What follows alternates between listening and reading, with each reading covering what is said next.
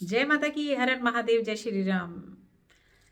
मैं बैठ रही थी जाप में तो सोचा कि गुप्त नवरात्रों की साधना शुरू होने जा रही है, तो क्यों ना बच्चों से थोड़ी सी बात माला के बारे में कर ली जाए।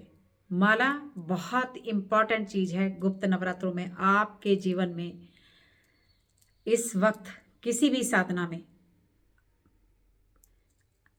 सबसे बड़ा रोल है हमारी माला का। कभी भी माला इतने ऊपर नहीं जानी चाहिए, कभी भी माला पेट से नीचे के हिस्से में या धरती में नहीं छूनी चाहिए। ये सभी लोग जानते हैं कि ये समेरु है और इसको कभी भी क्रॉस करके नहीं जपा जाता, यहीं से इसको वापस किया जाता है।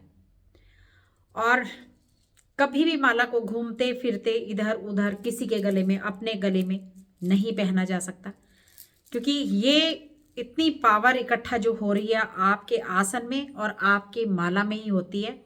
जीवन में जो साधना है, साधना क्षेत्र में ऊपर बढ़ने का समय या जीवन में तरक्की करने का जो है मार्ग, या आपकी साधना को, भक्ति को इकट्ठा करने का जो सबसे बड़ा कार्य है, वो आपकी माला और आपके आसन में है। हमेशा इसको ऐसे ढक कर रखिए, या जब आप जाप कर रहे हैं तो ऊपर से कपड़ा डाल लीजिए। और अगर आप धरती में भी, अपनी गोद में भी एक कपड़ा रेड कलर का डाल के बैठें, क्योंकि ये माँ भगवती का जो हम जाप शुरू करेंगे, या आप शंकर भगवान का कर रहे हैं, या आप हनुमान जी का कर रहे हैं, आप माँ दुर्गा का कर रहे हैं, तो आप महाकाली के, पार्वती के जितने भी रूप हैं, उन सब में रूप में जो है ये रुद्राक्ष की माला ही इस्तेमाल होती है।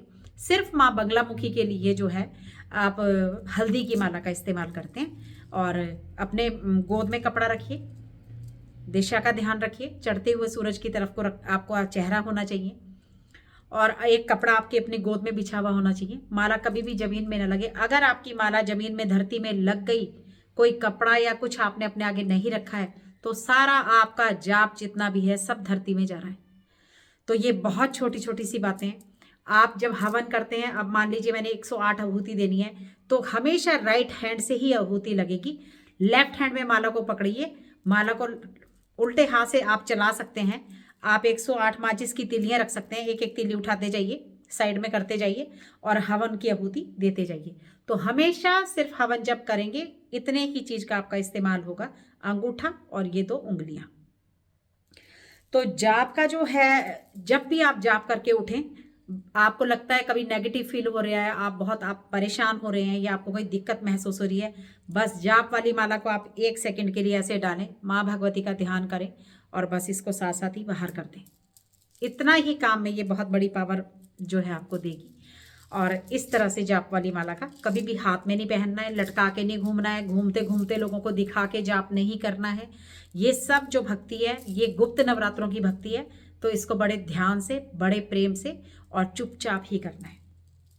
हवन जरूर करना है। जाप के बाद भगवान से क्षमा याचना जरूर करनी है। क्षमा याचना करने से पहले, अपनी भक्ति को, अपने जाप को समर्पित करने से पहले बिल्कुल भी अपने आसन को ना छोड़ें। अगर आपने क्षमा याचना उठ गए, आप बाद में करी, या आपने भक्ति को बाद में, अपने मंत्रों को बाद में समर्पित किया भगवान को, जिस भी इष्ट की आप आराधना कर रहे हैं, हे माँ काली, या हे माँ जगदम्बा, या हे माँ दुर्गा, या हे माँ पीताम्बरा, मैं आपका जो भी जाप करा, मैं वो आपको समर्पित करता हूँ। इसमें मुझसे भूल चूक हो सकती है, मेरे मन से, वचन से, कर्म से, या कोई भी ऐसा मुझसे अगर पाप हो जाए, तो उसके लिए आप मुझे क्षमा कर दें। अपने सामने पानी का गिलास रखें, थोड़ा सा पानी धरती में गिराएं और इन 2 उंगलियों से उसको आंखों पे लगाएं। ओम सम सम कराय नमः, ओम सम सम कराय। उस पानी को जो आपने धरती में गिराया, उसके बाद आप अपने आसन से उठेंगे। बहुत छोटी सी बात ये देखने के लिए लग सकती है, हो सकता है कई लोगों को बहुत ज़्यादा जानकारी है और उनको लगे कि ये क्या वीडियो बना रहे हैं, लेकिन मैं जानती हूँ कि ये छोटी छोटी सी बातें ज़िंदगी में, जहाँ ये कमी होती है ना, वहाँ ज़िंदगी में आप लाइफ में आगे नहीं जा सकते। तो ये करना, जाप सही तरीके से करना, माला को सही तरीके से रखना, माला को सही तरीके से पकड़ना बहुत इंपॉर्टेंट है साधना के दौरान में। इसलिए मैंने आपको ये छोटा सा वीडियो जाप का बताया, माला के बारे में बताया। और हवन करना तो बहुत ही ज़्यादा इंपॉर्टेंट है।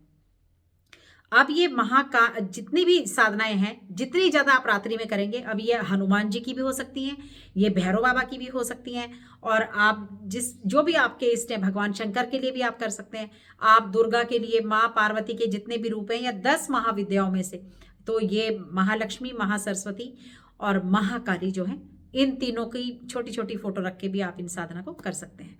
तो जो जिसका भी आप जिस तरह से भी करना चाहें करें, लेकिन ये एक छोटी सी बहुत इंपॉर्टेंट जानकारी थी जो मैंने आपसे साझी करी। तो जय माता की, हर हर महादेव।